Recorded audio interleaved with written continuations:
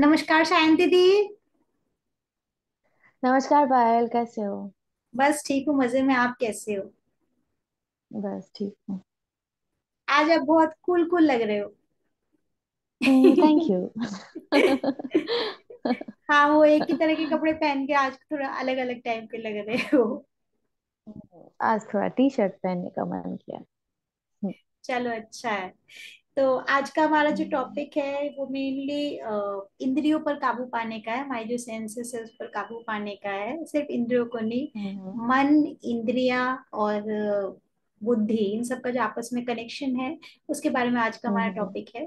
तो इससे पहले हम लोग कल का जो हमारा टॉपिक है, जो कि नेटवर्क फॉल्ट की वजह से डिस्कनेक्ट हो गया था, हम लोग उसको पूरा कर लेते हैं। हम्म, कल हम लोग ने पढ़ा कि जो जो अच्छाई होती है, इंसान की जो अच्छाइयाँ होती है वो ठक जाती हैं, क्योंकि हम्म, हमारी जो बुरी शक्तियां होती है, जो हमारी इच्छाएं होती है, वो इतनी हावी हो जाती है हमारे ऊपर कि वो ठक जाती है। हम सोच ही नहीं पाते, कुछ पॉजिटिव सोच ही नहीं पाते हैं। तो उसी बारे में हम्म, आज का ये 39वां श्लोक है। तो आपके पास बुक है? हम्म, ओके। है। आवृतं ज्ञानमेतेन ज्ञानेनो नित्यवेदिना कामरूपेण कौन्तेय दुष्पूरेणान्लेन च।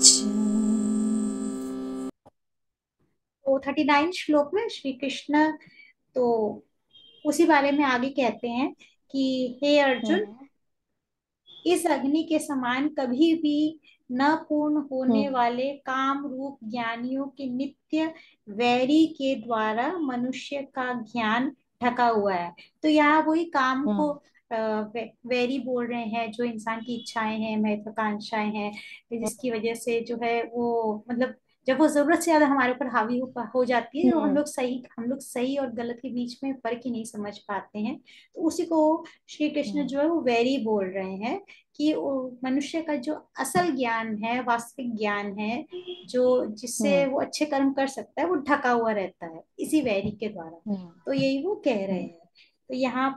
तो यहाँ से हम लोग का नया टॉपिक शुरू होता है, और 40वां हम्म, श्लोक जो है। चले आगे। हम्म, हम्म, हम्म, चलो। हाँ।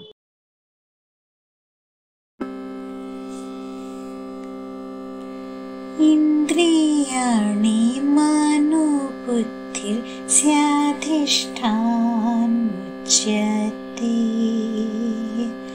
एतैर्विमोहायतेष ज्ञानम् आवृत्य देहिनम्।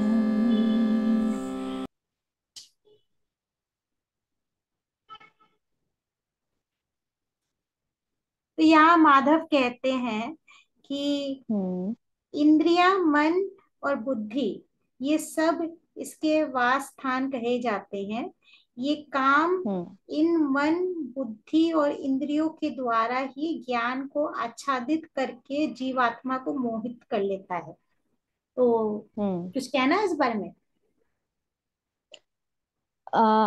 नहीं, इच्छा, काम को बेसिकली इच्छा कहा जाता है कि इस इच्छा से या कामना से हम्म। हमें कोई काम करते हैं या यही काम हमसे, कामना हमसे काम करवाता है। तो कामना होगी कब, उसका जन्म कैसे आता है? एक छोटा इच्छा जो से भी बच्चा ज्यादा, जब जन्म लेता इच्छा है। से भी ज्यादा यहाँ हम लोग अगर थोड़ा ज्यादा स्ट्रॉन्ग वर्ड यूज करें तो वो महत्वाकांक्षा होगा।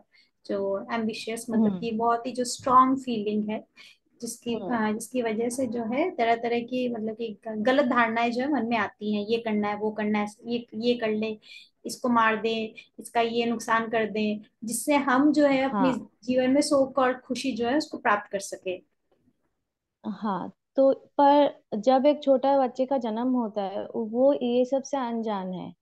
वो एकदम फूल की तरह है, इसमें ना कोई मतलब मन बुद्धि का कुछ गलत प्रयोग हम नहीं देखते। पर धीरे धीरे जब उसकी दुनिया से पहचान होती है, आसपास लोगों से पहचान होती है, वो देखते हैं और धीरे धीरे सीखते रहते हैं। और वही उसके दिमाग में बैठ जाता है कि अच्छा, ये करना चाहिए। लोग कहते रहते हैं तुम्हें आगे बढ़ना है, तुम्हें ये करना है, तुम्हें वो करना है। जैसी परिवार वैसे कभी कभी शिक्षा भी दिए जाती है, तो वही इसके दिमाग में बैठ जाता है। और क्या धर्म है वो धीरे धीरे वो क्या बोलूं, कोई वो सिखाने कवर वाला अप ही नहीं हो रहता जाता। है। कोई हाँ सिखाने वाला ही नहीं रहता है कि है, तो वास्तविक। एक्चुअली वो लेके जन्म लेता तो है, पर वो धीरे धीरे ये सब दुनियादारी में वो दब जाता है ऐसे। तो कामना यही सब है, इंद्रिय मन बुद्धि। इंद्रिय तो है हमारे जो फाइव सेंसेस, पर उसका भी अगर गलत इस्तेमाल हुआ वो भी खतरनाक होता है हम सबके जीवन के तो लिए। इस श्लोक के तो ये कंटेक्स्ट सब में, से इस वह, श्लोक के कंटेक्स्ट में वासस्थान हाँ बोला गया बोलो। है, मतलब ये जो इंद्रिया मन और बुद्धि है, ये तीनों जो जगह है यहाँ पर जो है हम्म काम वास करता है, तो इसीलिए इसको काम का वास स्थान हम्म बोला गया है। कि इन तीनों जगह से इसको हम्म धक्के मार के बाहर निकालना होगा, तभी मतलब थोड़ी बहुत तो रह ही जाती हैं इच्छाएं, हम्म लेकिन वो जब इतनी प्रबल हो जाती हैं कि हमें सही और गलत के बीच में फर्क हम्म नजर नहीं आता, तो वो जो है वो घातक होती है। हम्म तो वो ना हो, हम्म तो इसलिए जो है इन तीनों जगह पर इनको वास करने नहीं देना चाहिए।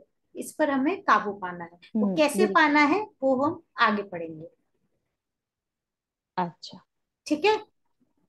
वैसे आपका हाँ। एग्जाम्पल बहुत अच्छा था कि बच्चे का मन जो होता है वो एकदम शुद्ध होता है, वो हम्म धीरे धीरे करके जो है मतलब अपने आसपास की बुराइयां जो है वो अपने अंदर ले लेता है। हम्म हम्म, तो 41st श्लोक की तरफ बढ़ते हैं।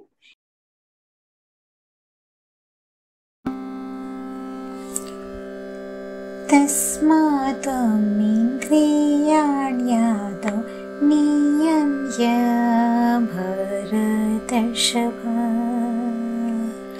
पाप्मानं प्रजहीह्यनं ज्ञानविज्ञाननाशनम्। तो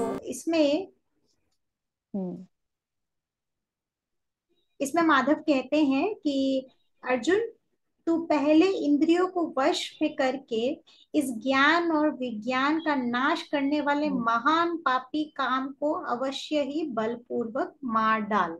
तो वही बोल रहे हैं कि जो हम्म इंद्रियों को तुझे वश में करना है, जिससे जो काम जो अलग जो प्रबल महत्वाकांक्षाएं हैं जो कोई किसी और भावना को ऊपर आने ही नहीं देती है, तो उस पर हम्म तू विजय प्राप्त कर सके। अब वो कैसे पाना है, यहाँ पे लिखा हुआ है इंद्रियों को किस उपाय से वश में करना चाहिए। अभ्यास और वैराग्य, ये दो तरीके हैं जिससे हम अपने हम्म इंद्रियों पर काबू पा सकते हैं। एक और तरीका जो कि उन्होंने पिछले पिछले चैप्टर में बताया था वो है मेडिटेशन, ध्यान से। और इसके अलावा यहाँ हम्म दो तरीके बताए गए, अभ्यास और वैराग्य। इन दो मतलब वैराग्य तो होता है कि मतलब सब सांसारिक चीजों से मोह माया से अगर हम छूट जाते हैं तो उसको हम लोग हम्म वैराग्य बोलते हैं। और अभ्यास हम्म मतलब प्रैक्टिस, लगातार प्रैक्टिस, किसी भी हाँ चीज को लगातार प्रैक्टिस करके हाँ हम आगे बढ़ सकते हैं, उस पर हम्म विजय पा सकते हैं। और हम्म नहीं तो वैराग्य मतलब हम्म सब कुछ छोड़ छाड़ के हाँ हमें जो है सन्यासी का जीवन जो है वो हम्म धारण कर लेना है, वो वैराग्य होता है।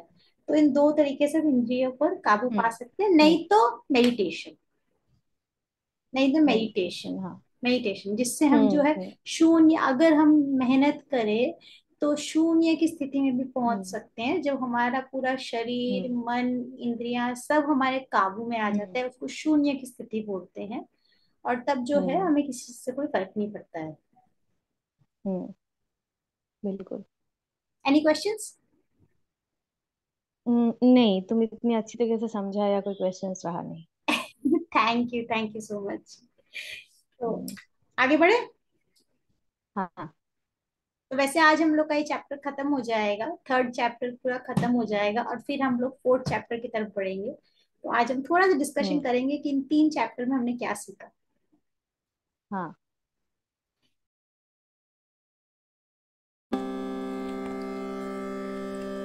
इन्द्रियाणि पराण्याहुरिन्द्रियेभ्यः परं मनः, मनसस्तु परा बुद्धिर्यो बुद्धिः परतस्तु सः। तो 42 श्लोक की तरफ बढ़ते हैं, ठीक है। हम्म। हम्म। तो इंद्रियों को स्थूल शरीर पर यानी श्रेष्ठ, बलवान और सूक्ष्म कहते हैं। इन इंद्रियों से पर मन है, मन से ऊपर बुद्धि है, और बुद्धि से भी अत्यंत ऊपर जो है वो आत्मा है। तो ये तीन चीजों का कनेक्शन बताया गया है उन्होंने, कि इंद्रियों से ऊपर मन है, मन से ऊपर बुद्धि है, और बुद्धि से भी अत्यंत ऊपर जो है वो आत्मा है।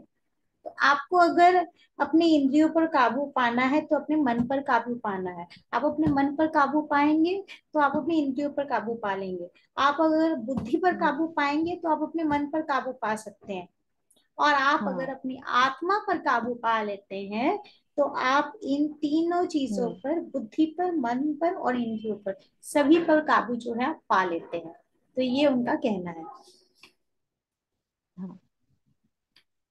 तो ये हम्म। बहुत इंटरेस्टिंग श्लोक है। इसमें इसी में आगे जो है 43rd श्लोक, जो हमारा लास्ट श्लोक है इस चैप्टर का, ये बहुत ध्यान देने वाली बात हम्म। है कि बुद्धि से मन पर और मन से इंद्रियों पर हम काबू पा सकते हम्म। हैं। मतलब हाँ। कॉमन सेंस जिसको कहते हैं, कि presence of mind, presence of mind से हम्म। हम जो है बहुत कुछ कर सकते हैं। तो ये बहुत ध्यान देने वाली बात है। हम्म। लास्ट श्लोक पढ़े, 43rd। हाँ। हाँ।